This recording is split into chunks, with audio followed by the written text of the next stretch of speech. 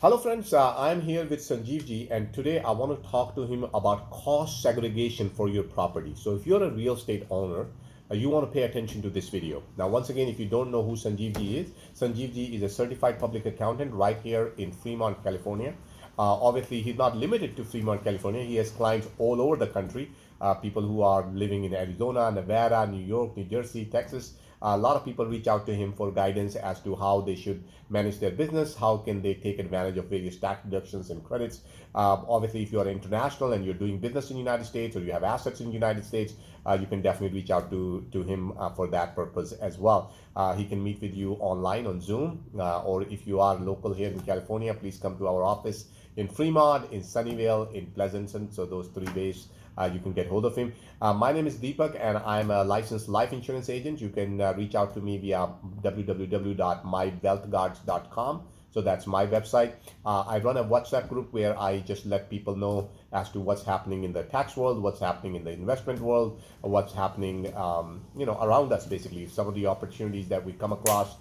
We share that with people. So if you want to be part of that group, you can definitely reach out to me. And lastly, if you have a question that I have not covered in our videos, you can let me know and I can definitely ask Sanjeev ji. We also have a lot of friends and, who kind of do a lot of programs with us, who are attorneys. So if there's a question that we can answer, we can always ask them to get that answer back to you as well. So basically, we are here as a resource. So if you have a question, need some clarification on something, please do not hesitate to reach out to us. And this is our way of serving the community. All right, so let's get back to cost segregation for properties. Once again, if you own a property, you want to pay attention to this particular one. So Sanjeev, let me start out with a very simple question.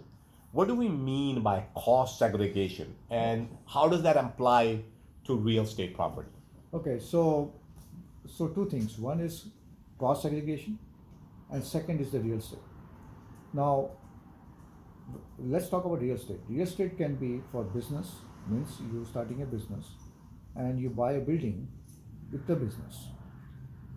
So like a liquor store or gas station. Like a gas station, or starting a dental practice, starting a CPA office, starting an attorney office. You want to buy a building and have your own office open up, plus other tenants inside that.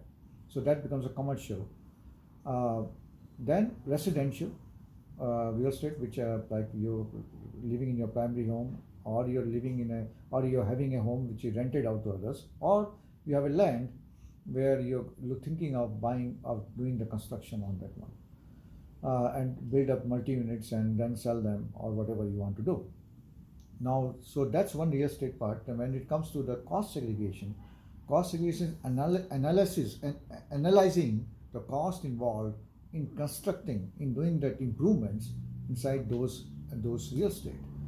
So, for example, you have when you start constructing a building, you have plumbers, you have plumbing cost, you have electricity cost, you have structural cost, you have a lot of roof cost, you have a lot of things that structures are there, that costs are there, not only relating to structure but also costs related to inside of the wiring is there, flooring is there, improvements. So those are the kinds of improvements that happens. So when those costs you're incurring, if you don't do any cost segregation study, that means whatever cost you have incurred, it will be depreciated over a period of 15 years. Okay, so let's say you put 100,000 as improvement, 15-year depreciation, right? 15 years is like 4%, 6%, 6.5%. So $6,500 you will get depreciation for that $100,000 that you put in over a period of 15 years. Now turn it around and now you do a cost segregation study, and that 100,000 can split up: plumbing 25,000, electrical 20,000, then wiring 10,000. So all these elements, now you're segregating it. The cost is segregated. 100,000 segregated into different components, different categories, different components. We call it component depreciation. Different components, and then when then you depreciate not 15 years. Plumbing can be depreciated for 5 years. Same thing, electrical work can be depreciated for 5 years. So you're doing a faster depreciation. So 20,000, 5 years, $4,000 every year you can take for plumbing. Electrical 20,000 divided by 5, 4,000 for that one. So you're taking more depreciation. What's the advantage of doing that? The advantage is it depends upon whether you're actively managing or not actively managing. If you're actively managing, you can take the losses and set up your other W2 income.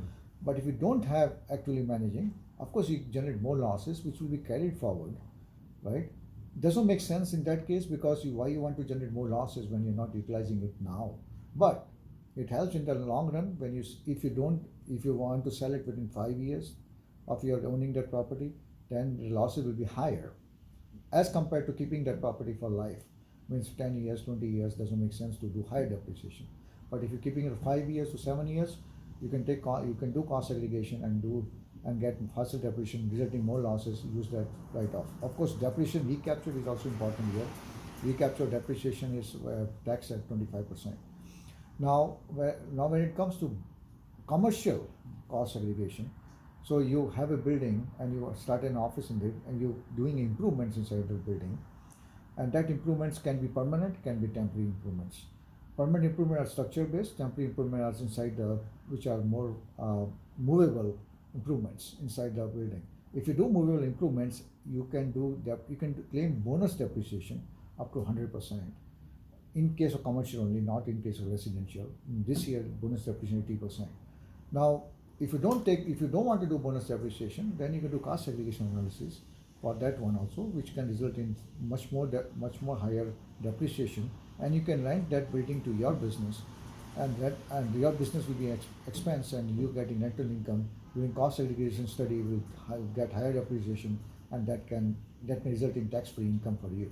So that's how cost segregation helps in both cases. So in simple terms, it's a way for you to take more depreciation sooner. Sooner. Right?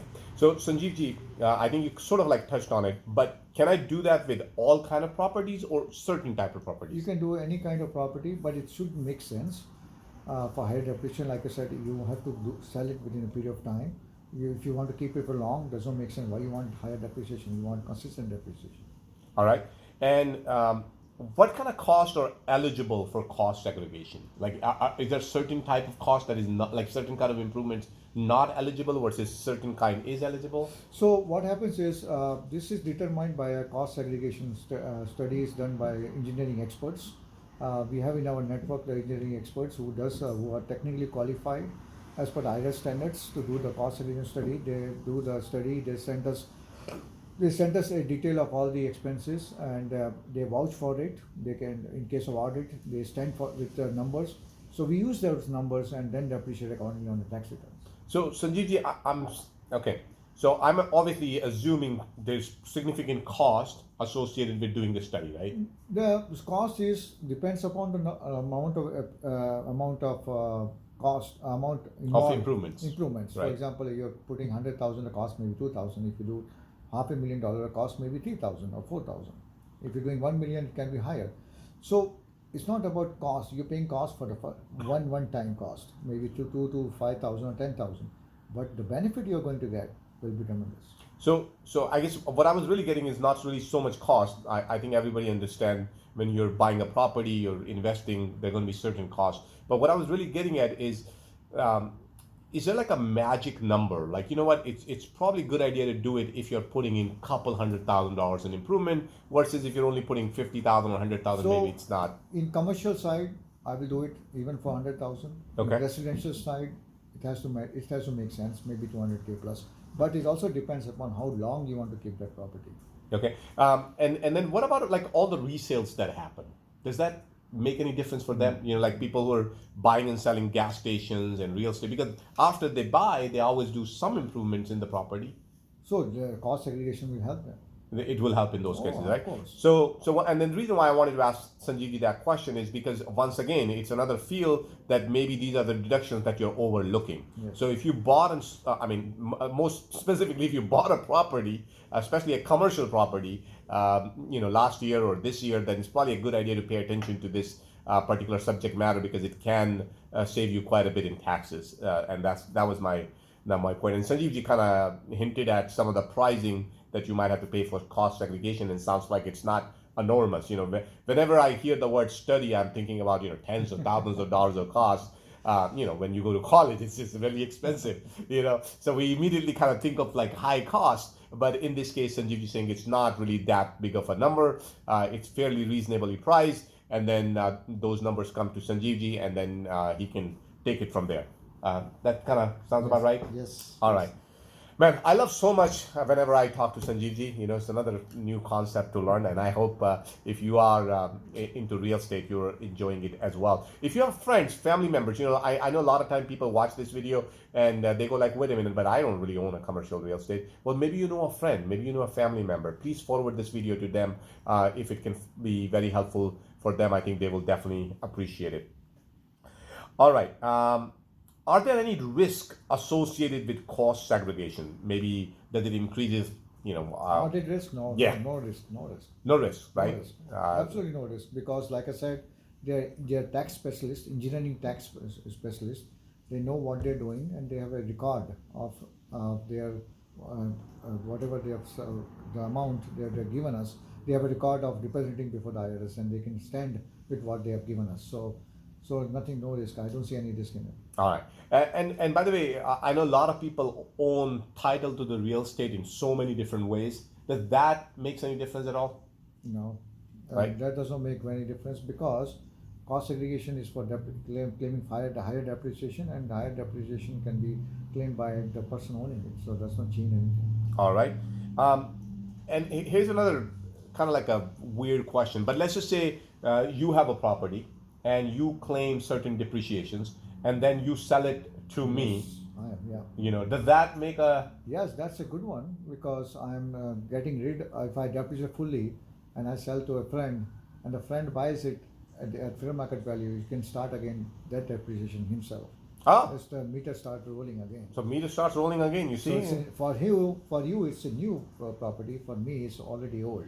So I already max out. So yes. So I start, then I use it for some, and then I sell it back to you. You can sell. You can sell lease back, or you can do whatever you want.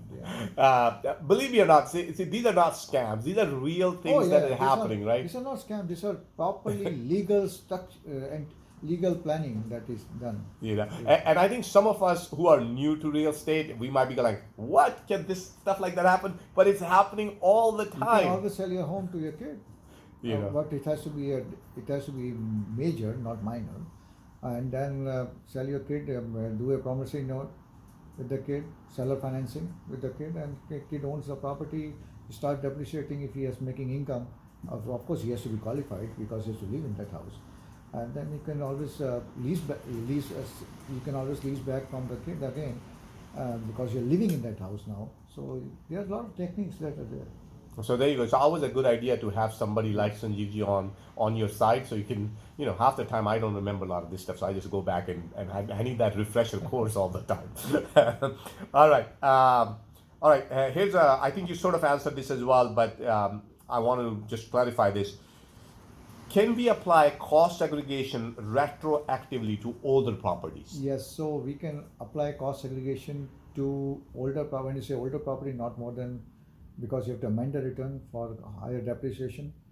So you cannot amend more than 3 years. So cannot go more than 3 years. All right. What kind of documentation that people should? I mean, I know whenever we go to these events, you're always saying, keep documentation, keep documentation, keep So documentation. in this case, because the work is done by the engineering specialists, they keep all the documents for you, so they don't have to worry. But you have to give them the details of all the improvements that you've done, the bills from different contractors and everything.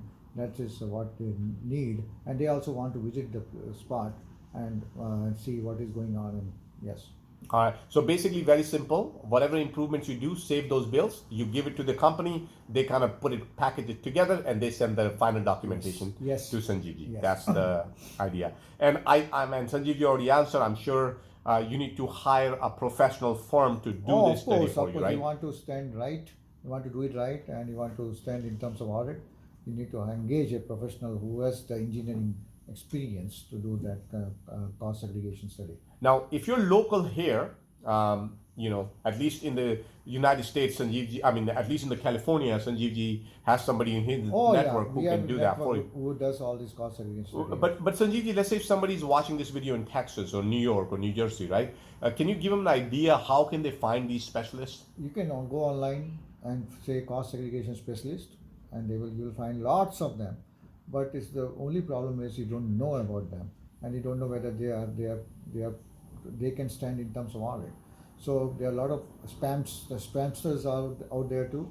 So don't go there. It's better you talk to a professional who is known to somebody, and can take it from there. And is there like a special license they should have, or There's an engineering specialist. They should have those things. Yes. Okay. How often should somebody review this cost segregation? No need. Just one time thing once you do the. One time. But let's just say I did an improvement, and 5 years down the road I did the improvements again. You can again do the cost segregation for that, because those are the costs you incurred, you paid for. That's Right. why. So that's what I meant. So each time you do some sort of improvement, you should probably go back and kind of review it, right? Yes. So those are all the questions I had on cost segregation, and I'm sure I probably missed a couple. So if you guys have a question, something we did not cover in this video, please definitely reach out to me. Once again, my website is mywealthguards.com, and from there you can contact me via WhatsApp, connect me that way, and I can take all of your questions. And then obviously, if you are anywhere in the United States, or for that matter, outside the country, we have many clients, especially from India, who reach out to us, and you want to talk to Sanjeevji. Maybe you have a purchase a property, or maybe you did improvement, maybe you have a commercial property here in the United States, and you want to discuss this subject matter with Sanjeevji. Definitely reach out to him. Once again, his website is sanjeevcpa.com. Just go there and set up a personal consultation with him, and Sanjeevji can answer that question for you. I hope you guys found this video very, very helpful. If you did, please do like it, share it with your friends. And if we did something wrong, or if there's anything we can do to make it better, please do let me know. We are here to listen to you. Thank you so much. Thank you.